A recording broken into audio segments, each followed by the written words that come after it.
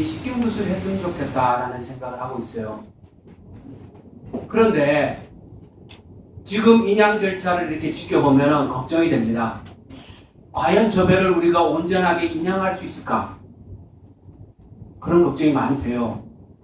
장관님한테 묻겠습니다. 아까 옆에서 물어보셨는데요. 인양 주체가 해수부입니까? 상하이 셀비지입니까? 기본적으로 인양을 총 주관하는 단답형으로 좀 정부고요. 정부죠. 이 기술적인 인양에 대해서는 상하이 살베지에 전권을 위임을 해놨습니다. 그러니까 인양이 실패하면 그 책임이 정부에게 있는 거죠. 정부가 지금 책임을 지고 하고 있습니다. 그렇죠. 근데 제가 이걸 왜 물어보냐면요. 상하이 셀비지하고 정부하고 계약 관계가 이 성과가 발생하면 돈을 주는 방식이에요. 네. 그죠? 네. 3분할 해갖고 여기까지 하면 요만큼 주고 여기 이렇게 나눠놨단 말이에요. 지성 형태. 예. 상하이 셀비지가 인양을 못하면 돈을 안 주는 방식으로 되어 있기 때문에 이 방식이 자칫 상하이 셀비지에게 많은 권한이 위임될 수밖에 없는 그런 계약 관계라는 위험성을 안고 있다는 거예요. 정부가 책임을 져야 되면은 정부가 인양 과정에서 모든 일을 개입하고 관여하고 지시할 수 있는 입장이 돼야 되잖아요. 근데 성공하면 돈을 주고 성공 안 하면 돈 안 준다라는 식으로 돼 있으니까 정부도 그 얘기를 마음대로 못 하는 거 아니에요? 위원님, 제가 그 부분에 대해서 이렇게 말씀드리겠습니다. 기본적으로 지금 하고 있는 인양 작업은 매우 고난이도의 리스크가 많은 예, 리스크 있는 거 알아요. 제가 드리고 이거에 싶은 말씀 대해서는 드릴게요. 정부가 이래라 저래라 나서서 인양의 할수 있는 책임은 그런 인양의 사안이 책임은 아닙니다. 정부에게 있습니다. 인양에 실패해서는 절대로 안 되기 때문에 네. 물론 기술적인 부분은 상하이 셀비지에게 맡긴다 하더라도 정부는 책임 있는 자세로 늘 과업에 대한 지시와 관리들을 해야 된다는 얘기예요. 그런 그 점을 마음으로 하고 있습니다. 분명하게 말씀드리고 싶은 거예요. 예.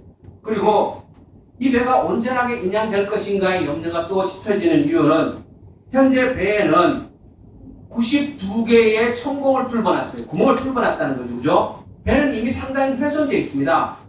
92개나 뚫어놨으면 배의 안전성이 그만큼 훼손됐다고 얘기할 수 있는 거잖아요. 그죠?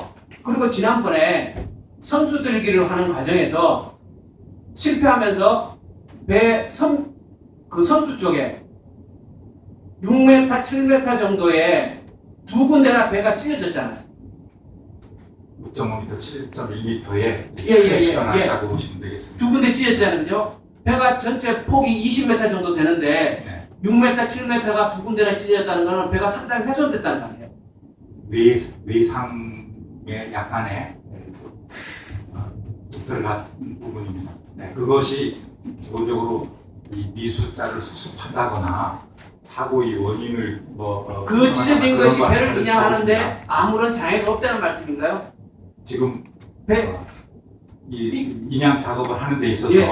그 두 군데 하고 그 밑에 아래에도 약 1.5m 정도가 좀 훼손이 있습니다. 그 옆에 좌현 갑판 그 외에도 배가 바다에 빠진 지 상당히 오래됐잖아요. 네. 그 쌓기도 했을 거고 이걸 잘못 관리를 하면은 배가 약해져서 못 올릴 수도 있는 거 아니에요.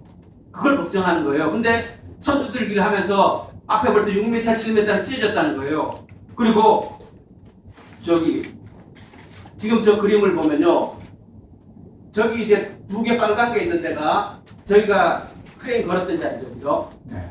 그리고 저기 말고 앞에 크레인 두 군데 더 걸었죠. 그죠? 예, 선수 두개 쪽에 3차번 인양줄이고요. 예. 앞에 또 두 개 1, 2번이 예. 있습니다.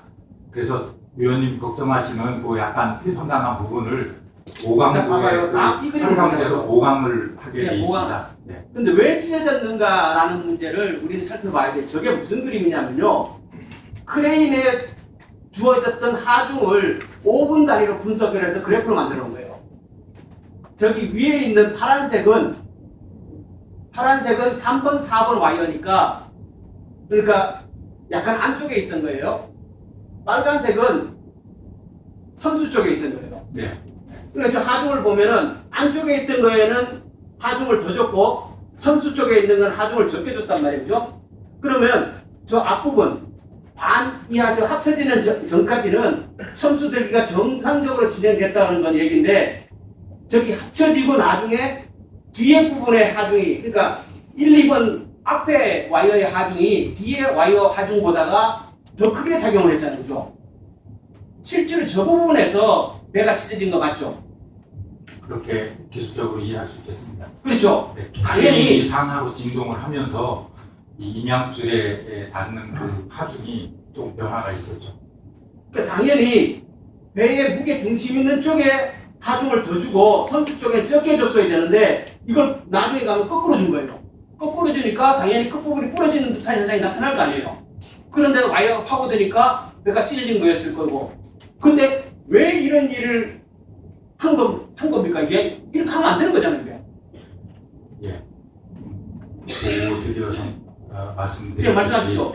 이 전혀 예측하지 않던 그 세계적으로 권위 있는 OWS라는 기관에서조차도 너울 때문에 너울은 자. 파고는 0.2 내지 0.5m 정도로 예측을 했는데도 불구하고 자, 제가 무슨 말씀을 하려는지 알아요. 제가 왜 그렇게 생각해요. 예. 너울을 예측하지 못해서 그죠? 너울을 예측하지 못해서 저런 현상이 벌어졌다. 순간적으로 판단 착오를 해서 일찍 중단했어야 되는데 지속했다. 이 말씀이잖아요. 그죠? 맞죠? 장주기파 너울이 예. 왔고 그 상황에서 이것을 중단하는 것을 판단하기에는 좀 기술적으로 어려움이 있었습니다. 저기 아까 그 그림으로 다시 가면요. 저게 5분이니까 힘이 역전돼 가지고 상당 시간이 지속된 거예요.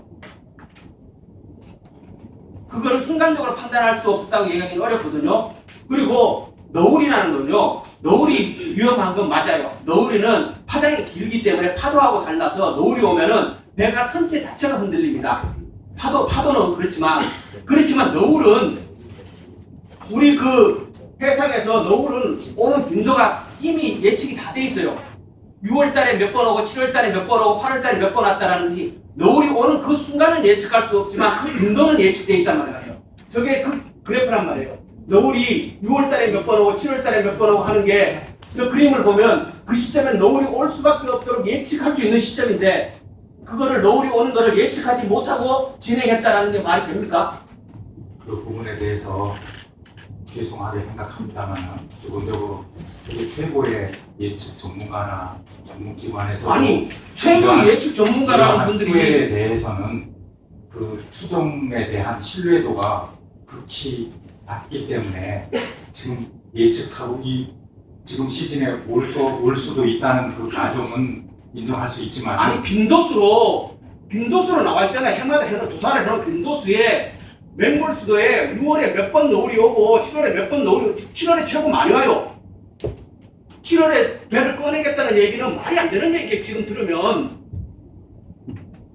8월에 빈도수가 저기 나와 있단 말이에요. 너울이 오는 빈도수가 정확하게 나와 있는데 너울이 와서 배를 못 꺼냈다. 이 얘기를 어떻게 납득을 하란 말이에요. 위원님 이러한 기술적이고 전문적인 분야에 대해서 예측을 완벽하게 못해서 이 실수가 있고 또 지연되는 것에 대해서 죄송하게 생각합니다만 그것이 저희들의 기술적인 한계인 점은 분명합니다. 앞으로도 이러한 유사한 상황은 계속될 수가 있습니다. 저는요 장관님한테 실수나 죄송 이런 얘기 듣고 싶지 않아요. 저는 아까 제가 처음 말씀드렸지만 우리 전부가 환자가 되어요. 유가족들 입장을 생각을 해야 돼요. 대한민국의 미래를 위해서 우리는 씻고 넘어가야 돼요. 이 부분을 빨리 인양을 해가지고 우리가 마음의 상처를 씻어야 됩니다. 근데 그 책임을 지고 있는 그리고 그렇게 말씀하시면 제가 참 답답합니다.